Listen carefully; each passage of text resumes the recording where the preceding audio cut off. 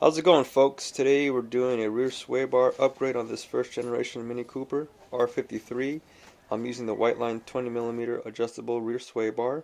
I'm also going to do a four-wheel tire rotation. So let's first start by loosening all of your wheel studs or wheel bolts there while the car is on the ground.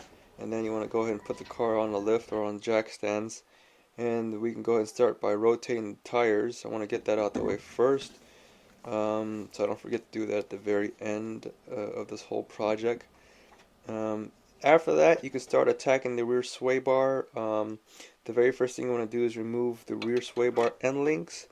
It's best to stick a crescent wrench, behind the end link there to hold those, two little flat spots that are on the end of the end link, and then you can zip out the bolt there using an impact gun. I think it's a 13mm bolt. That holds it in place. Then there's also a couple other 13mm bolts that hold down the sway bar bushing brackets there. And then you want to completely remove the two 16mm bolts that hold down the left side of the rear subframe. So that way you can let the subframe hang, because you will need to play with that later to get this sway bar out the way. Also remove the left shock assembly.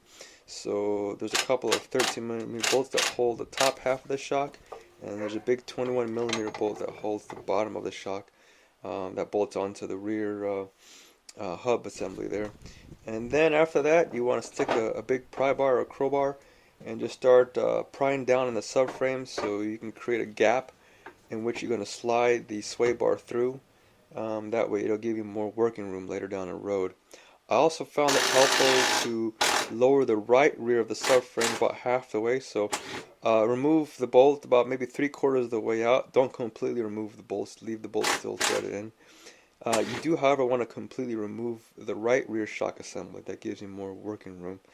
And then you want to just work the sway bar out of there. It takes some time, so just kind of wiggle your way, and you'll find that the sway bar will come out eventually.